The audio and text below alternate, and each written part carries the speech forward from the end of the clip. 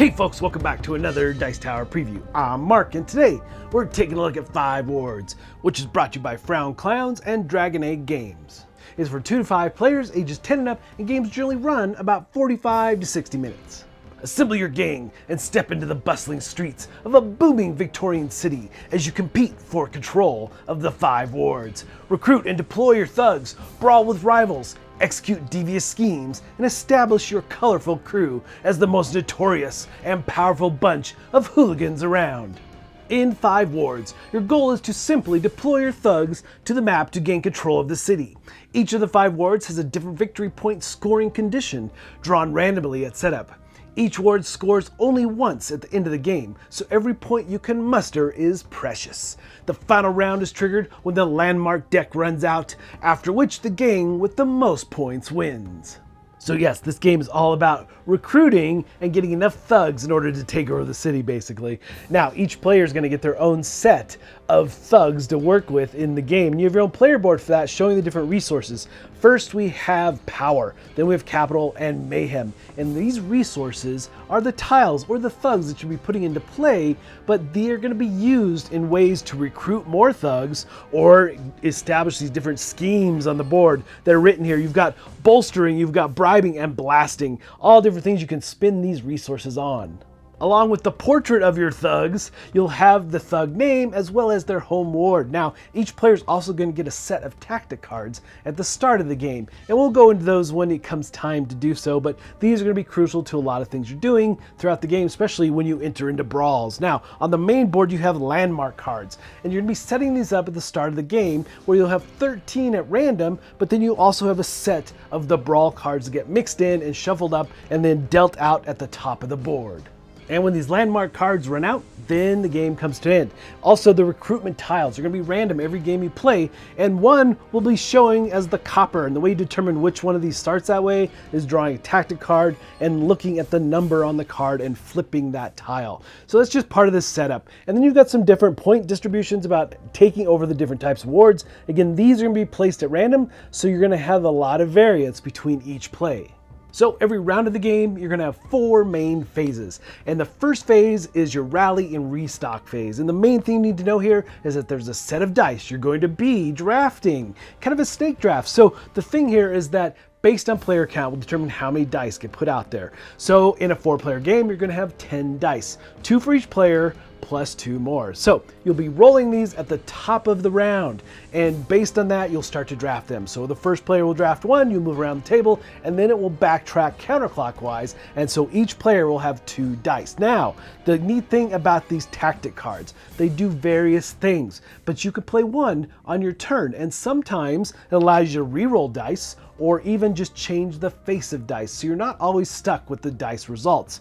Also, these tactic cards are going to be used when we take a look at brawls, and also for moving thugs around the different wards. So the options you have for spinning your dice are rallying or restocking. Restocking is simply as it sounds. You're refilling things. So you can either get 2 new tactic cards, you can get 2 new resources by drawing tokens from your bag and placing it on your player board to fill those different resources, or you can do one of each, a card and a token.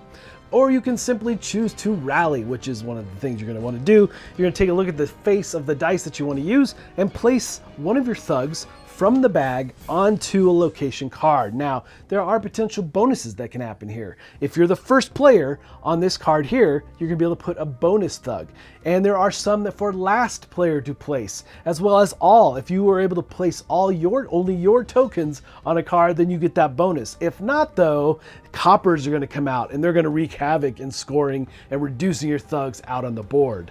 Now, be very mindful of the different arrows at the bottom of these location cards, because that's going to show you where your thugs will end up. You'll see here that there's arrows pointing down to the various 1, 2, 3, 4, and 5, but there's also arrows that point off to the adjacent ones. So you potentially could move to various spots based on where you placed your thugs in these locations. So those are key things that you're going to be doing later in the round, but the next step is to check for brawl cards. So phase 2 is all about these brawls. Now this only happens, of course, if there is a brawl card in the location row. And you're gonna be fighting over this card because if you win, you have the most results of the icon shown. In this case, we have the key icon. You will win the brawl. Placing your thugs in any district. Well, except for where the inspector currently is. And then you get to keep the card, scoring a victory point at the end of the game. But if there's a tie, then you have to share the card and nobody gets this particular card. So the main thing you're looking for again is the icon. So this is another way to use your tactic cards. You can use their icon instead of using their abilities. So you can combine these with your dice in order to have the most of that particular symbol in order to win the brawl. Phase 3 is all about deploying thugs and scheming. The first thing we're gonna do is deploy. So we're looking at our landmark cards and the brawl cards. If those are full, all completed with tokens, then you can start to deploy from there.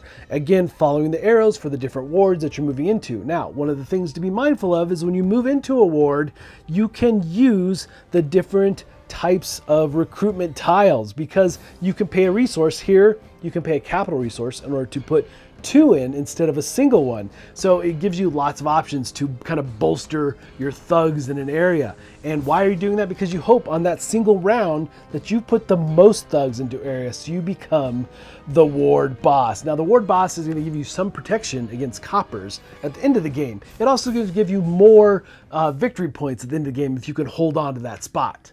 Now let's talk about the inspector. When the inspector is present, even if that card is full, you cannot deploy to that ward. You cannot move there at all. Inspector is going to be changing up every round of the game though, so this will become available later. Now also, if you have a card that's full that has a copper on it because you didn't complete it as all or something like that, that copper is going to move out as well, but the copper is for end of game scoring.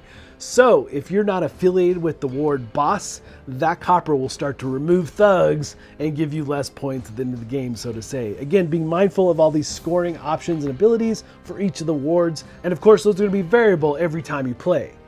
Or you might choose to scheme. As you move into a ward, you have these 3 possibles, and you're going to be using the resources from your player board. First, we have power. You can move thugs around the board using this power. Or you can use capital in order to bribe the inspector to move in his spot, or to move a copper to another spot.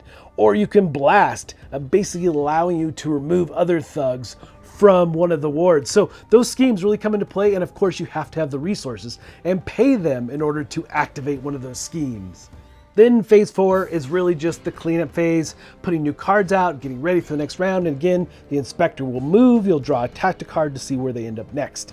Then when you run out of landmark cards, you'll do the final scoring. All kinds of ways to score. You have scoring based on the tiles, the scoring tiles that are on the board. If you're a ward boss in a particular area, you get points for that. If you're home for your gang, you have the most thugs, you get points for that. And of course for brawl cards that you have, and for resources and tactic cards that you still have in hand, you get points for that. And whoever has the most points will be the ultimate boss in the city. All right, folks, just a reminder once again, this has been a Dice Tower paid preview, and everything you've seen here is pretty much done and ready to go. You can order this game off their site. So this is not a Kickstarter, it's just available for you to go check out if it looks like something of interest to you.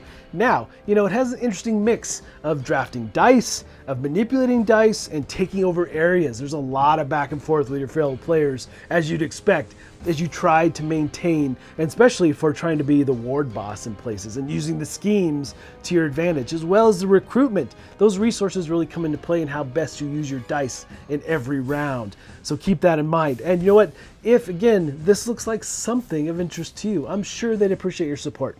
So I think that's it for me, and until next time, we'll see you at the table.